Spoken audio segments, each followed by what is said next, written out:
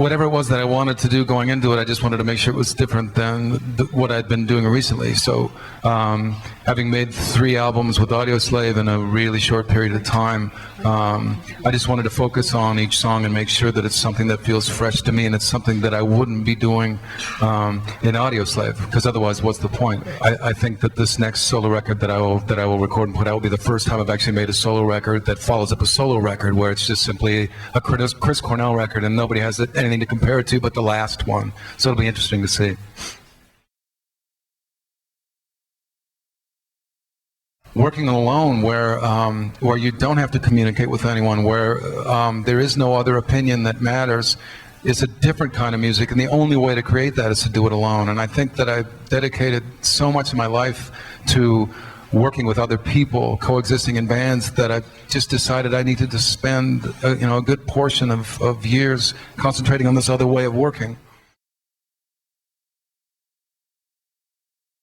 I've always been a huge fan of American soul and R&B music, and have been influenced by those singers almost more than anyone else. And that's something I'd like to sort of focus more onto. I've done it in a lot of my solo work, in Temple of the Dog, both solo albums, in Audioslave, a little bit in Soundgarden, where I sort of brought that flavor into what it is that I did, but just brushing up against it, never really going headlong into that kind of an album. So that's something that I've thought about recently.